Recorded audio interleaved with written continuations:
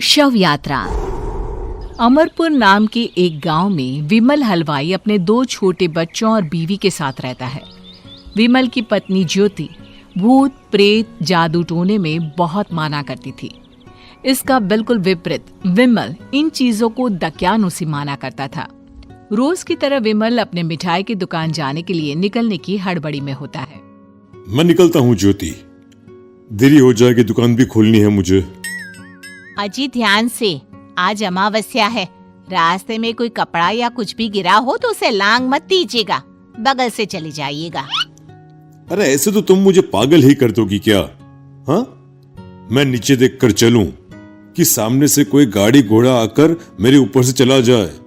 दोनों हालत में तो मेरी ही मौत है। अरे क्यों सुबह सुबह इतनी अपसुगनी बातें कह रहे हो जी? मेरे गांव में तो ऐसा आंखों के सामने होता हुआ देखा है मैंने, इसीलिए कहती हूँ, वरना मुझे क्या, पड़ोसी को तो नहीं कहना चाहती मैं। पति हैं आप मेरे, इसलिए बोल रही हूँ। विमल अपनी मिठाई की दुकान चला जाता है। दुकान पर पहले से ही ग्राहकों की लंबी लाइन लगी हुई थी। ये लो, वहाँ ज्योति अमावस्या को लेकर परेशान है और आज तो हमेशा से ज्यादा ही लंबी लाइन लगी पड़ी है। अच्छी खासी बिक्री होगी आज। विमल दुकान खोलता है। एक के बाद एक ग्राहक उसकी दुकान पर मिठाई ले रहे होते हैं। तभी गांव की एक बूढ़ी औरत विमल से कहती है, जिस तेजी से बिक्री हो रही है, कहीं किसी की नजर ना लग जाए, नींबू मिर्ची टांग ले। अरे क्या चाची तुम भी, ये सब नजर बजर कुछ नहीं होता है। कैसे लोग हैं मेरे आसपास। अपनी दुकान से शाम को विमल हंसते कूदते वापस घर आता है। हाँ, आज तो अच्छी खासी बिक्री हुई है।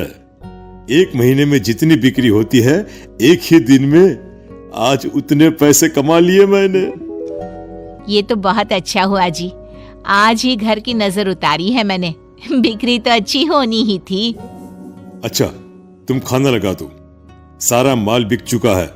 मुझे शहर जाना होगा, कुछ चीजों की जरूरत पड़ेगी। रात भर मिठाई बनाऊंगा, तब जाकर कल सुबह दुकान खोल पाऊंगा। खाना खाकर विमल शहर जाने के लिए निकल पड़ता है।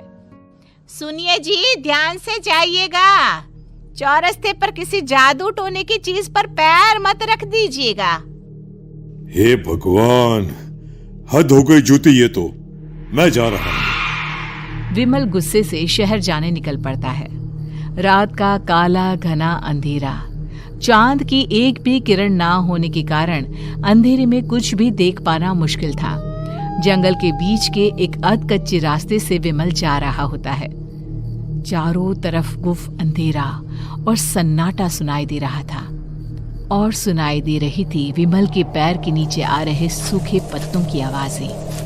तभी अचानक दूर से उसे कुछ आवाजें सुनाई देती है।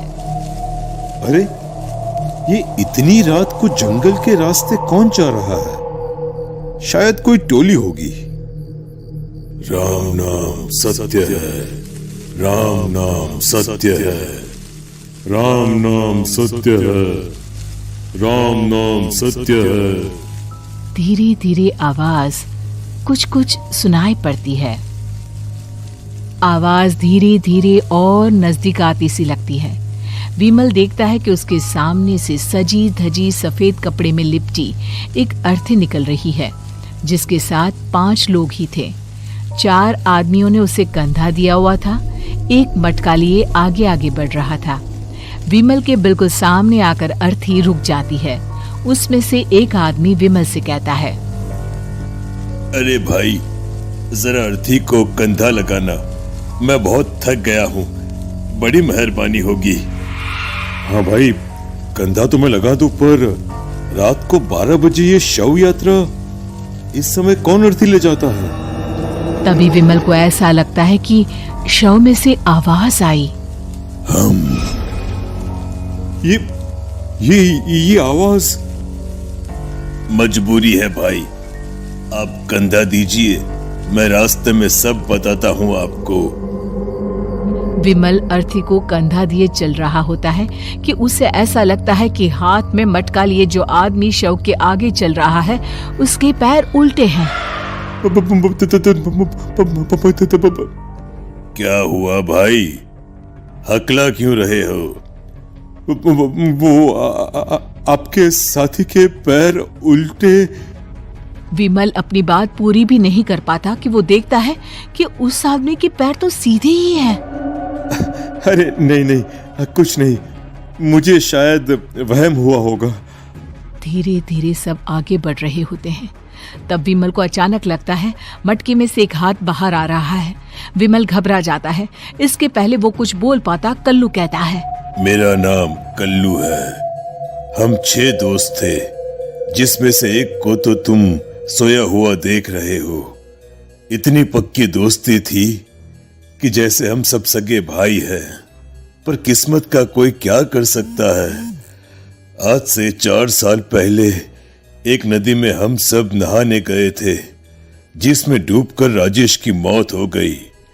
किसी मजबूरी के कारण हमें उसकी अर्थी को रात को ही शमशान घाट ले जाना पड़ा। हम 5 उसे ले जा रहे थे। 4 साल पहले आप 5 में मैं कुछ समझा नहीं।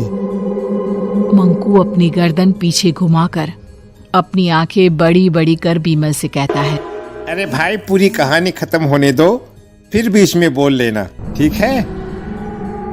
तभी रास्ते में एक हादसे में अपने दोस्त के साथ हम सभी मर गए।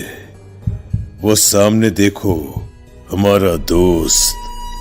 विमल सामने देखता है। उसे दिखता है कि एक ऐसा आदमी जिसका शरीर कई जन्मों से पानी के अंदर रहने के कारण सफेद पड़ गया है। उसकी आंखें बाहर की ओर निकली हुई थी। फिर ये अर्थी किसकी है? अर्थी के साथ के लोग अर्थी को नीचे रखते हुए एक साथ विमल की ओर देखते हुए कहते हैं, तुम खुद ही देख लो। विमल शव पर से सफेद कपड़ा हटाता है। शव की जगह खुद को ही देखकर विमल के होश उड़ जाते हैं। वो शव विमल की ही थी। पलक झपकते ही विमल उस अर्थी की जगह पर होता है।